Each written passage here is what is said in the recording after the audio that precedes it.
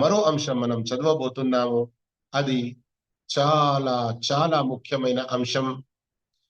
దీని వల్ల ఈ పాపం, ఈ దుష్కార్యం, ఈ నిషిద్ధ కార్యం వల్ల వ్యక్తిగతంగా మనుషులు మునిగిపోతున్నారు, సమాజాలు పతనానికి దారి తీస్తున్నాయి, దేశాలు కూడా చేతులెత్తేస్తున్నాయి. అయినా గాని బుద్ధి జ్ఞానం తెచ్చుకునేవారు చాలా తక్కువ మంది ఉన్నారు. ఏంటి ఆ అంశం?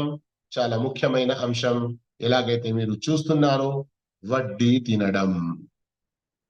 వడ్డీ తినడం. అల్లాహ్ తన దివ్య గ్రంథంలో వడ్డీ తినే వారితో తప్ప మరెవ్వరితోనూ యుద్ధ ప్రకటన చేయలేదు. ఖురాన్లో యుద్ధ ప్రకటన విషయం ఎవరితోనైనా చేయబడింది అంటే అది కేవలం వడ్డీ తినే వారితో. అల్లాహు అక్బర్. చూడండి, సూరతుల్ బకరా సూర నంబర్ 2 ఆయత్ నంబర్ 278 మరియు 279. యా అయ్యుహల్లదీన ఆమను తఖుల్లాహ్, ఓ విశ్వాసులారా అల్లాహ్కు భయపడండి.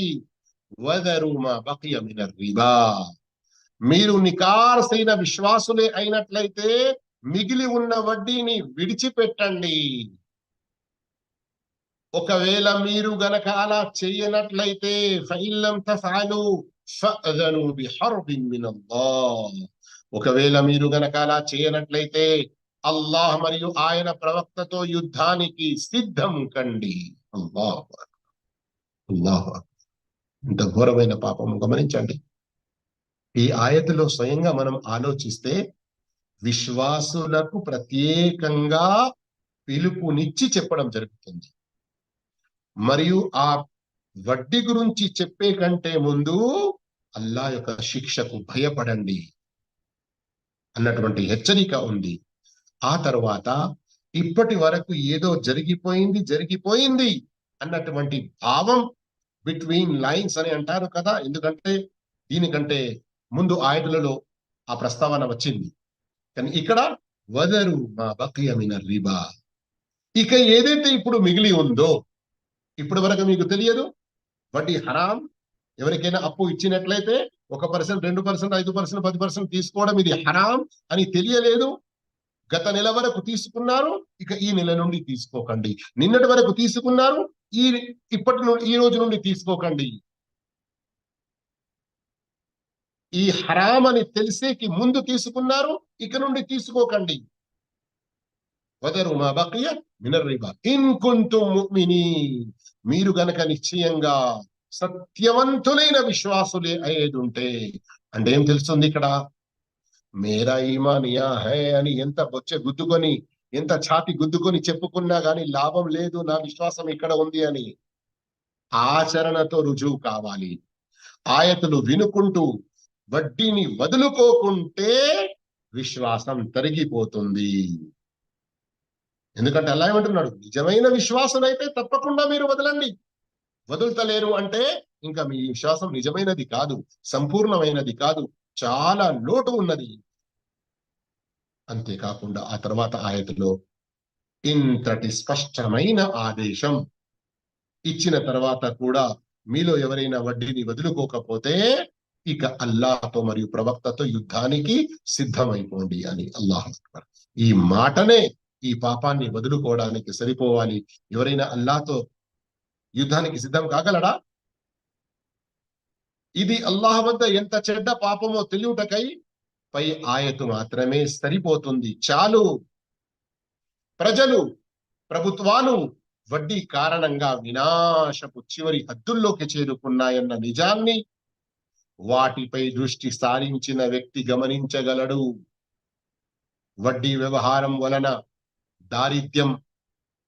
దారిద్ర్యం, మార్కెట్లో సరుకు రాకపోవుట, ఆర్థిక దివాలా, అప్పులు చెల్లించే స్తోమత లేకపోవుట, దీని కారణంగా ఆత్మహత్యలు చేసుకొనుట కూడా, జీవనాభివృద్ధిలో ఆటంకాలు, నిరుద్యోగ సమస్యలు పెరుగుట, అనేక కంపెనీలు, ఆర్థిక సంస్థలు మూతబడుట, ఇంకా రోజువారీ కష్టార్జితము, చెమట ధారపోసి సంపాదించే సంపాదన కూడా వడ్డీ తీర్చడానికి సరిపోకపోవుట, మన కళ్ళారా మనం చూస్తూనే ఉన్నాము.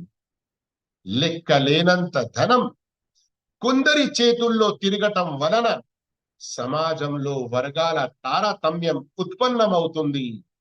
వడ్డీలో కూరుకుపోయిన వారికి అల్లాహ్ హెచ్చరించిన యుద్ధ రూపాలు బహుశా ఇవే కావచ్చు. అల్లాహ్ అయినా కొన్ని రకాలు చూపడం జరిగింది కదా. బహుశా ఇవన్నీ కూడా అల్లాహ్ ఏ యుద్ధం గురించి హెచ్చరించాడో ఇవన్నీ అలాంటి కొన్ని రూపాలే కావచ్చు అని అంటున్నారు. అల్లాహ్ ప్రత్యక్షంగా లేక పరోక్షంగా ఏ విధంగానైనా వడ్డీ వ్యవహారం చేసే వారిని, అందుకు సహాయం చేసే వారిని, అంటే దల్లాల్గా, ఏజెంట్ గా ఏదైతే పనిచేస్తారో అందరినీ ప్రవక్త సల్లల్లాహు అలైహి వసల్లం శపించారు. వినండి హదీత్ మరియు గమనించండి ఇందులో ఎంతమంది పాల్గొన్నారు ఈ యొక్క శాపంలో. ప్రవక్త సల్లల్లాహు అలైహి వసల్లం తెలిపారు, లఅన రసూలుల్లాహి సల్లల్లాహు అలైహి వసల్లం ఆకిల రిబా వమూకిలహు వకాతిబహు వషాహిదైహి వకాల్ హుం సవా. వడ్డీ తినేవారిని, తినిపించే వారిని, ఆ వ్యవహారాలు వ్రాసే వారిని, అందులో సాక్ష్యం పలికే వారిని ప్రవక్త సల్లల్లాహు అలైహి వసల్లం శపించారు. మరియు ఆ పాపంలో వారందరూ సమానం అని చెప్పారు. సహీ ముస్లిం 1598. గమనిస్తున్నారా? తినేవాడు, తినిపించేవాడు, ఆ వ్యవహారాలు రాసేవాడు, అందులో సాక్ష్యం, చూడడానికి నలుగురు. కానీ ఇక మనం సమాజంలో చూసుకుంటే ఇందులో ఎవరెవరు ఏ రకంగా సహాయం చేస్తున్నారో వారందరూ కూడా ఈ శాపనలోకి వచ్చేస్తారు. వారందరిపై ఈ శాపనాలు పడుతూ ఉంటాయి. అందుకొరకు మనం అల్లాహ్తో భయపడాలి. ఈ హదీసు ఆధారంగా వడ్డీ ఇచ్చిపుచ్చుకొనుట, వడ్డీ బ్యాంకుల్లో డబ్బు డిపాజిట్ చేయుట, వడ్డీ వ్యవహారాల్లో క్లర్కుగా దాని లావాదేవీలు రిజిస్టర్ చేయుటకు మరియు అందులో వాచ్మెన్ గా ఉద్యోగం చేయుట యోగ్యం కాదు. వాస్తవం ఏమిటంటే వడ్డీకి సంబంధించిన ఏ వ్యవహారంలో కూడా ఏ విధంగానైనా పాల్గొనుట నిషిద్ధం. ఎందుకు చూడండి, ఇంకా కొన్ని హదీతులు ఇక్కడ తెలపడం జరుగుతుంది. వాటి ద్వారానైనా మనం ఇక గుణపాఠం నేర్చుకునే ప్రయత్నం చేయాలి.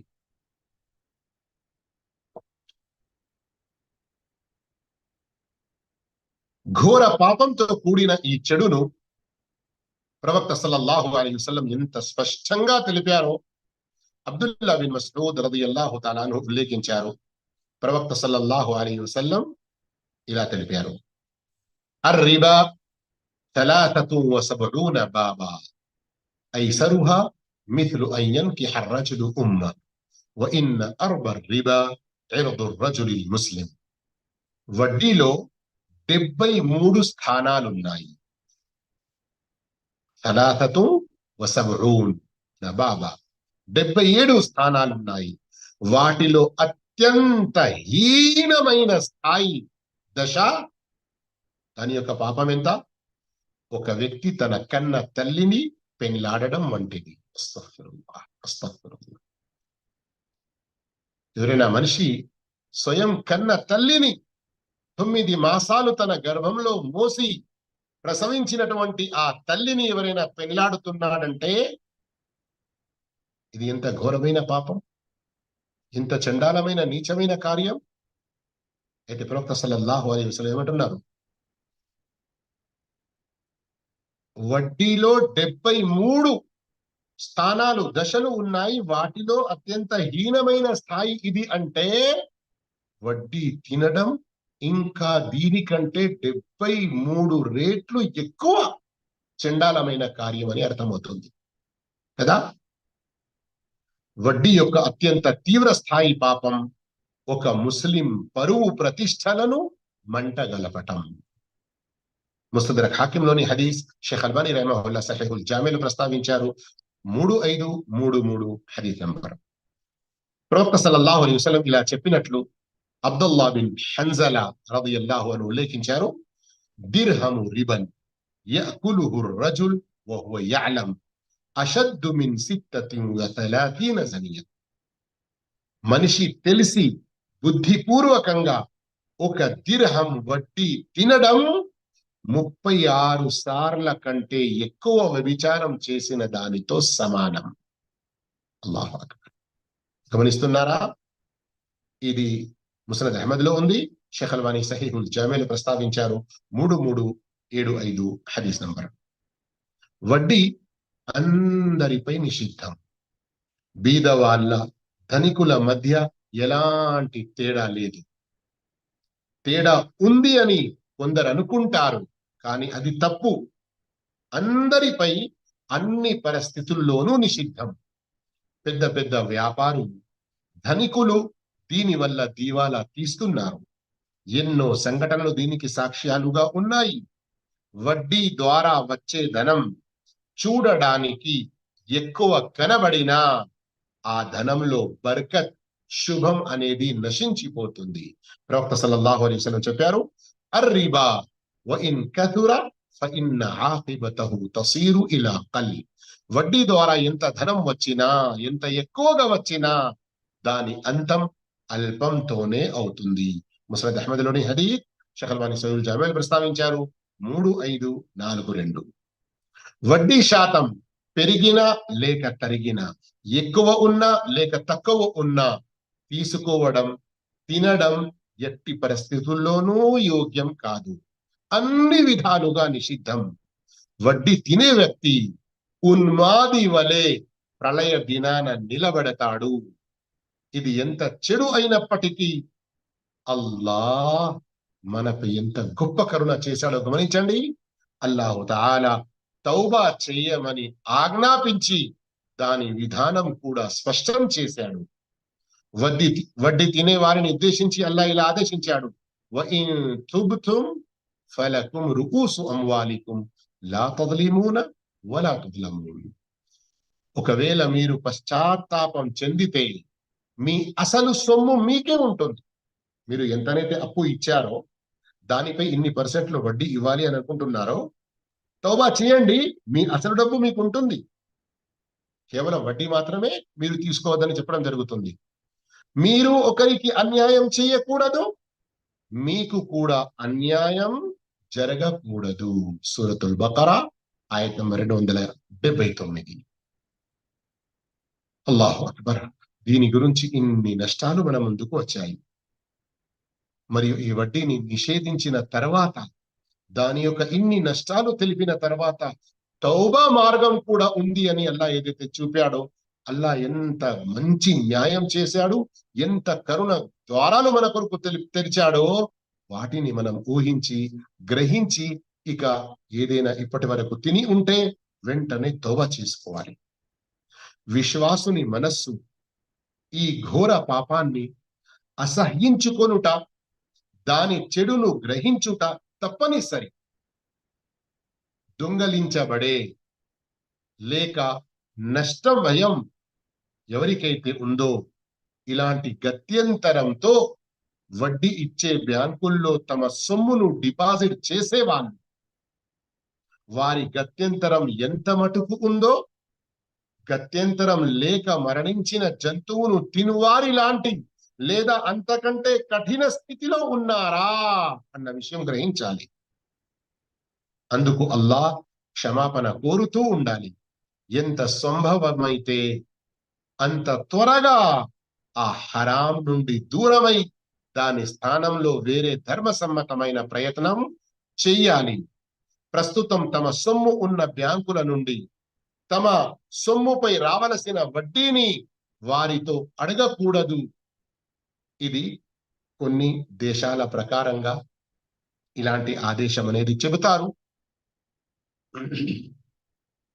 కానీ మరికొందరు ఉలమాల యొక్క ఫత్వా దీని గురించి ఏమిటంటే, ఏ దేశాల వారైతే దానిని తీసి స్వయం ముస్లింలకు వ్యతిరేకంగా ఉపయోగిస్తారని తెలుస్తుందో, అలాంటి చోట దానిలో నుండి మన అకౌంట్లో నుండి ఆ వడ్డీ తీసుకోవాలి. తీసుకొని గత్యంతరం లేని కొన్ని సంఘటనలు, కొన్ని పరిస్థితులు ఉంటాయి, అలాంటి చోట ఖర్చు పెట్టాలి. ఎలాంటి ఏ పుణ్యం ఆశించకుండా. కానీ అలాంటి వడ్డీ అకౌంట్లను మూసేసి త్వరగా వడ్డీ లేని అకౌంట్ లో తమ డబ్బు పెట్టుకునే ప్రయత్నం చేయాలి. ఏంటి అది అని అడుగుతారు. ఉదాహరణకు కరెంట్ అకౌంట్ ఉంది. కరెంట్ అకౌంట్ అని ఏదైతే ఉంటుందో అందులో వడ్డీ అనేది రాదు. ఆ విషయం ఎంతో మంది చెప్పి ఉన్నారు, దాన్ని గ్రహించాలి. వారు స్వయంగా తన అకౌంట్లో జమ చేస్తే దాన్ని దానం ఉద్దేశంతో కాకుండా ఆ పాపపు సొమ్ముతో తన ప్రాణం వదులుకొనుటకు కడు బీద వారికి ఇచ్చేయాలి. ఎవరికి ఇలాంటి సందర్భాలు ఏర్పడతాయో తెలిపారంటే వారికి మంచి మార్గాలు ఏమున్నాయో ఇన్షాల్లా చూపడం జరుగుతుంది. నిశ్చయంగా అల్లాహ్ పవిత్రుడు, పవిత్రమైన వాటిని స్వీకరిస్తాడు. దాని నుండి స్వలాభం పొందడం ఎంత మాత్రం యోగ్యం కాదు. తిను, త్రాగు, ధరించు, ప్రయాణ ఖర్చు రూపంలో గాని, లేక గృహ నిర్మాణం, లేక అతనిపై విధిగా ఉన్న భార్య బిడ్డల తల్లిదండ్రుల ఖర్చు రూపంలో గాని, లేక అందులో నుంచి జకాత్, ట్యాక్స్ ఇలాంటివి చెల్లించడానికి గాని, లేక కనీసం తనపై జరిగిన అన్యాయాన్ని దూరం చేయడానికి కూడా ఆ వడ్డీ సొమ్మును ఉపయోగించరాదు. కేవలం అల్లాహ్ యొక్క బహుగట్టి పట్టు నుండి తప్పించుకోవడానికి ఎవరైనా గత్యంతరం లేని వారికి ఇచ్చివేయాలి. ఇక్కడి వరకు మన ఈ పాఠం పూర్తయిపోయింది. సంక్షిప్తంగా కొన్ని విషయాలు ఇక్కడ చెప్పడం జరుగుతుంది. వడ్డీ నష్టాల గురించి ఇప్పటివరకు చదివిన విషయాల యొక్క సారాంశం. ఒకటి, వడ్డీ తీసుకోవడం మానుకోకుంటే నరకమే స్థానం. సూరే బకరాలోని ఆయత్ నంబర్ 275 తెలుపుతుంది. రెండవ నష్టం, వడ్డీలో బర్కత్, శుభం ఉండదు. అల్లాహ్ వారిని ప్రేమించడు ఎవరైతే వడ్డీ తింటారో, తీసుకుంటారో. ఈ విషయం మనం 276వ సూరే బకరాలోని ఆయత్ ద్వారా గ్రహించవచ్చు. మూడవ నష్టం, విశ్వాసం తగ్గిపోతుంది.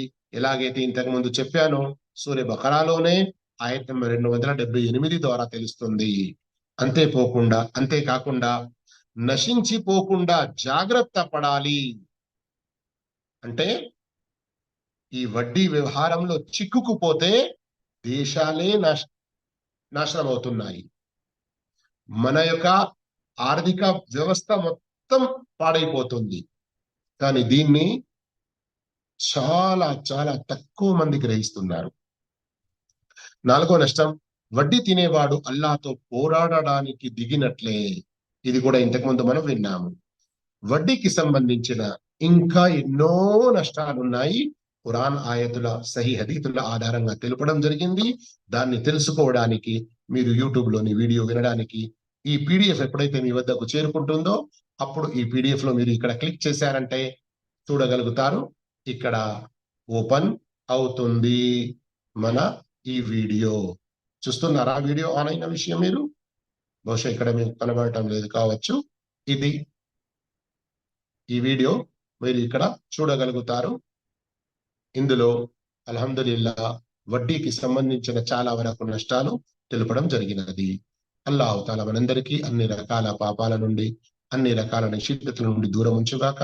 వస్సలాము అలైకుం వరహ్మతుల్లాహి వబరకాతుహు.